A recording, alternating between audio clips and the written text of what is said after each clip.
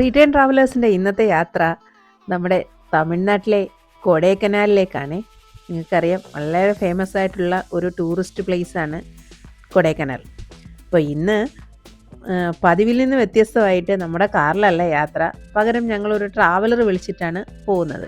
കാരണം ഇന്നത്തെ യാത്രയിൽ എൻ്റെ ബ്രദറും ഫാമിലിയും കൂടെ ഉണ്ട്. അപ്പോൾ ഒരുമിച്ച് എല്ലാവരും കൂടെ ഒരു കാറിൽ പറ്റാത്തത് കൊണ്ട് വണ്ടി വിളിച്ചു പോകുന്നു എന്നേ ഉള്ളൂ. അപ്പോൾ നമുക്ക് കൊടൈക്കനാലിൻ്റെ വിശേഷങ്ങൾ കാണാം.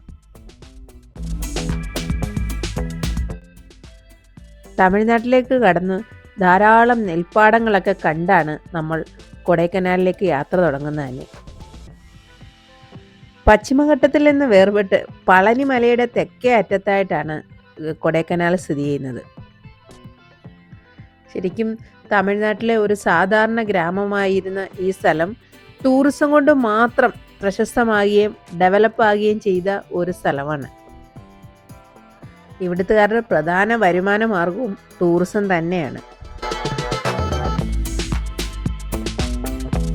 അങ്ങനെ നമ്മൾ ഹെയർപിൻ വളവ് കയറി മുകളിലെത്തുന്നതിന് മുന്നേ ആയിട്ട് നമുക്കൊരു ഡംഡം വ്യൂ പോയിന്റ് കാണാം. 10 രൂപയാണ് ഈ വ്യൂ പോയിന്റിലേക്കുള്ള എൻട്രി ഫീസ്. സത്യം പറഞ്ഞാൽ 10 രൂപയ്ക്കുള്ള ഒന്നും അവിടെ നമുക്ക് കാണാനുള്ള, കാരണം പോകുന്ന വഴിക്ക് ഇതിലും മനോഹരമായ ധാരാളം സ്ഥലങ്ങൾ കണ്ടിട്ടാണ് നമ്മൾ അകത്തോട്ട് കയറുന്നത്.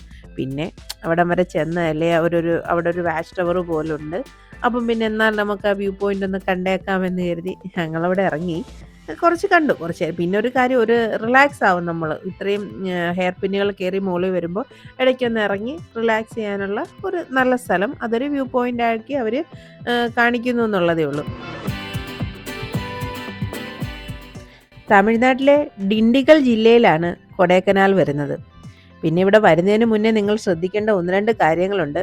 ഞങ്ങളിത് ഓൺലൈനിൽ പാസ് എടുത്തിട്ടാണ് പോയത്. കാരണം ഇപ്പം അവിടോട്ടുള്ള സഞ്ചാരികളുടെ എണ്ണം കൂടിയതുകൊണ്ട് ഗവൺമെൻറ് കുറേ റെസ്ട്രിക്ഷൻസ് വെച്ചിട്ടുണ്ട്.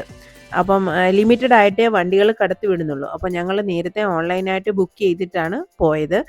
അത് കുറച്ചുകൂടെ ഹെൽപ്പാകും. അവിടെ ചെന്നും എടുക്കാനുള്ള സൗകര്യമുണ്ട്, എങ്കിലും നമ്മൾ ഓൺലൈൻ എടുത്തിട്ട് പോയാൽ കുറച്ചുകൂടെ സഹായകമായി. അപ്പം നിങ്ങൾ പോകുന്നതിന് മുന്നേ അതെന്തായാലും ശ്രദ്ധിക്കണം.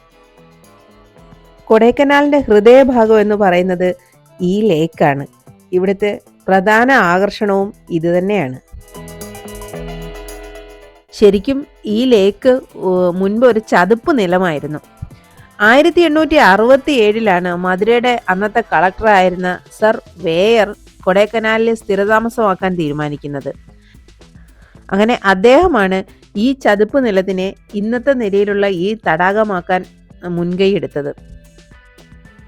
അദ്ദേഹം വിദേശത്തു നിന്നും ധാരാളം ഫലവൃക്ഷങ്ങളും പുഷ്പലതാദികളും ഒക്കെ കൊണ്ടുവന്ന് വെച്ച് പിടിപ്പിച്ചാണ് ഇതിനെ ഈ രീതിയിലാക്കിയെടുത്തത്. അതും സ്വന്തം കയ്യിൽ നിന്ന് കാശ് മുടക്കി. അങ്ങനെ ആ ലേക്കിൻ്റെ സൈഡിൽ വണ്ടി ഒതുക്കിയിട്ട് നമ്മൾ ബോട്ടിങ്ങിന് പോകാൻ തീരുമാനിച്ചു. കാരണം കൊടൈക്കനാൽ വന്നിട്ട് ബോട്ടിങ് ചെയ്യാതിരുന്നിട്ട് കാര്യമില്ലല്ലോ, എന്നാൽ പിന്നെ ചെയ്തേക്കാം. 2-3 തരത്തിലുള്ള ബോട്ടിങ് ഇവിടെ ഉണ്ട്. ഈ പെഡൽ ബോട്ടിങ് തന്നെ 2 സീറ്റിൻ്റെ ഉണ്ട്, 4 സീറ്റിൻ്റെ ഉണ്ട്. പിന്നെ കുറച്ചുകൂടെ സീറ്റ്സ് കൂടി വന്നിട്ട് അവരായിട്ട് റൈഡ് ചെയ്യുന്ന തരത്തിലുള്ള ബോട്ടിങ്ങുകളും ഉണ്ട്. അതിൻ്റെ റേറ്റാണിത്. 4 സീറ്റ്സിൻ്റെ ആണെങ്കിൽ 500, അതല്ല അതിൽ കൂടുതലാണെങ്കിൽ 800, അങ്ങനെയാണ് റേഞ്ച്.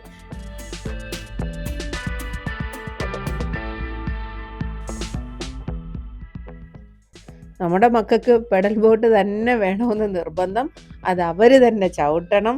അങ്ങനെ ഭയങ്കര നിർബന്ധം പിടിച്ച് 2 പേരും കൂടെ ബാക്കിൽ കയറിയിട്ടുണ്ട്. അപ്പോഴേ ഞങ്ങൾ പറഞ്ഞു, ഇത് നിങ്ങൾ ഉദ്ദേശിക്കുന്ന പോലല്ല, കുറേ ചവിട്ടി കഴിയുമ്പോൾ ശരിക്കും ക്ഷീണിക്കും. പറ്റില്ല, ഞങ്ങൾക്ക് തന്നെ ചെയ്യണമെന്ന് പറഞ്ഞ് 2 കൂടെ കയറിയിട്ടുണ്ട്. ഞാനും ഹസ്ബൻഡും കൂടെ ഫ്രണ്ടിൽ വരുന്നു. അങ്ങനെയാണ് യാത്ര തുടങ്ങിയത്. ഏകദേശം 59 ഏക്കറിലായിട്ടാണ് ഈ ശുദ്ധജല തടാകമുള്ളത്. തടാകത്തിന് ചുറ്റുമുള്ള റോഡ് ഏകദേശം 4.5 കിലോമീറ്ററോളം വരും.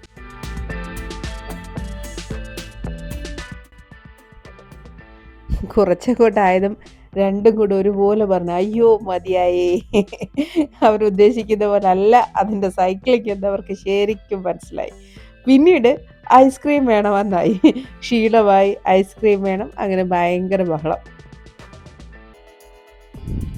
ഈ 500 രൂപയുടെ പെഡൽ ബോട്ട് അരമണിക്കൂറാണ് നമുക്ക് സമയം. കറക്റ്റ് അരമണിക്കൂർ ആകുമ്പോഴത്തേക്ക് നമ്മൾ ആ സ്റ്റാർട്ട് ചെയ്യുന്ന പോയിന്റിൽ തന്നെ തിരിച്ചെത്തണം എന്നാണ് അവർ പറയുന്നത്. ഈ ലേക്കിന് ചുറ്റുമായി ബ്രിട്ടീഷുകാരുടെ അധിനിവേശത്തിൻ്റെ പല തെളിവുകളും നമുക്ക് കാണാം. ദേ ആ കാണുന്ന ബിൽഡിങ് അങ്ങനെയുള്ളതാണ്. ബ്രിട്ടീഷുകാർ ഇന്ത്യയിൽ എന്നും തണുപ്പുള്ള സ്ഥലങ്ങൾ അന്വേഷിച്ചിരുന്നവരാണ്. പ്രധാനപ്പെട്ട മലമ്പാതകൾ നിർമ്മിച്ചതും അവർ തന്നെയാണ്. വേനൽക്കാലത്ത് ഈ ചുട്ടുപൊള്ളുന്ന ചൂട് അവർക്ക് ഒരിക്കലും സഹിക്കാൻ പറ്റില്ല. അപ്പോൾ അവർ തണുപ്പുള്ള സ്ഥലങ്ങൾ തേടി പിടിച്ച് അവിടെ താമസം ആരംഭിക്കുകയാണ് ചെയ്തിരുന്നത്. ഇംഗ്ലണ്ടിനെ പോലുള്ള കാലാവസ്ഥ വർഷം മുഴുവൻ ലഭിച്ചിരുന്നു എന്നതാണ് കൊടൈക്കനാലിനെ അവർ തിരഞ്ഞെടുക്കാനുള്ള പ്രധാന കാരണവും. ലേക്കിന് ചുറ്റുമായി കുതിരസവാരി നടത്താനും സൈക്കിൾ റൈഡിനും ഉള്ള സൗകര്യങ്ങളൊക്കെ ടൂറിസം ഡിപ്പാർട്ട്മെൻറ്റ് അവിടെ ഒരുക്കിയിട്ടുണ്ട്. ശരിക്കും അന്ന് രാവിലെ 12 മണിയോടുകൂടി യാത്ര തിരിച്ചാണ് ഞങ്ങൾ കായംകുളത്ത് വന്നു. അപ്പം ശരിക്കും ടയേർഡായിരുന്നു. അപ്പം നമ്മളൊരു റൂം എടുത്തു, ഒന്ന് ഫ്രഷ് ആയിട്ട് ബാക്കി കാഴ്ചകളൊക്കെ കാണാമെന്ന് തീരുമാനിച്ചു. ഇതായിരുന്നു ഞങ്ങളെടുത്ത വില്ല. അങ്ങനെ ഫ്രഷായ ശേഷം ഞങ്ങൾ യാത്ര തിരിച്ചു.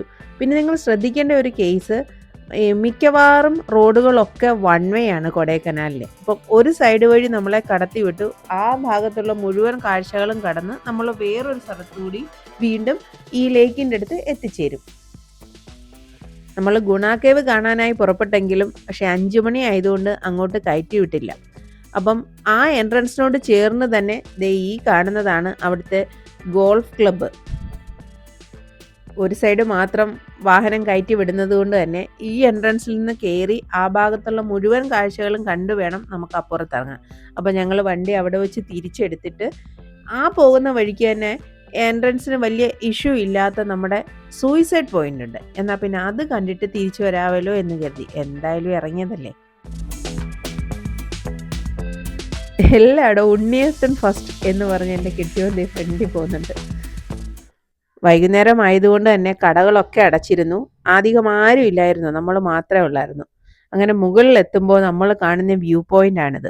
അങ്ങോട്ട് ഇറങ്ങാതിരിക്കാൻ വേണ്ടി ഓരോ അഴികൾ അവർ സ്ഥാപിച്ചിട്ടുണ്ട്. പക്ഷെ അതിനുശേഷം നമ്മൾ കാണുന്ന അഗാധമായ ഗർത്തമാണിത്. ശരിക്കും പണ്ട് ധാരാളം ആൾക്കാർ സൂയിസൈഡ് ചെയ്തിരുന്നു ഇവിടെ. അതുകൊണ്ടാണ് ഈ സ്ഥലത്തിന് സൂയിസൈഡ് പോയിന്റ് എന്നുള്ള പേര് വന്നത്. പക്ഷെ ഇന്ന് ഇതറിയപ്പെടുന്നത് ഗ്രീൻ വാലി എന്നാണ്. പശ്ചിമഘട്ടത്തിലെ പളനി മലകളിലെ 2225 മീറ്റർ ഉയരത്തിലായിട്ട് ഏകദേശം 7300 അടി ഉയരത്തിൽ സ്ഥിതി ചെയ്യുന്നതാണ് കൊടൈക്കനാൽ. ഈ സൂയിസൈഡ് പോയിന്റ് കാണാൻ വേണ്ടി നമുക്ക് എൻട്രി ഫീ ഒന്നുമില്ല. അത് കഴിഞ്ഞ് ഞങ്ങൾ അതിന് താഴെ ഇറങ്ങി. സന്ധ്യ ആയപ്പോഴത്തേക്ക് നല്ല കോടയും തണുപ്പുമായി. അതുകൊണ്ട് തന്നെ അതിന് താഴ്വശത്തായിട്ടുള്ള ഒരു ചായക്കടയിൽ കയറി ചായ കുടിച്ചു. അവിടെയുള്ള ആ അമ്മയോട് ഞങ്ങൾ അവിടുത്തെ വിശേഷങ്ങളും ഇതുവഴി പോയാൽ എന്തൊക്കെ കാണാൻ പറ്റുമെന്നൊക്കെ ചോദിച്ചു മനസ്സിലാക്കി. അങ്ങനെ ഞങ്ങൾ വീണ്ടും തിരിച്ച് രാത്രിയിൽ നമ്മുടെ ലേക്കിനടുത്തെത്തി. ഭൂമി ഉരുണ്ടതാണെന്ന് പറയുന്നത് പോലെ കൊടൈക്കനാലിൽ എവിടെ പോയാലും തിരിച്ച് നമ്മൾ വീണ്ടും ഈ ലേക്കിനടുത്തെത്തും. പക്ഷെ എന്തായാലും ആ ലേക്കിന് ചുറ്റുമുള്ള രാത്രി യാത്ര അടിപൊളിയായിരുന്നു. പിന്നീട് അവിടുന്ന് ഫുഡും വാങ്ങിയിട്ട് നമ്മൾ നേരെ നമ്മുടെ ഹോം സ്റ്റേയിലേക്ക് പോയി. അവിടെ നിന്നുള്ള കൊടൈക്കനാലിൻ്റെ നൈറ്റ് വ്യൂ ആണിത്.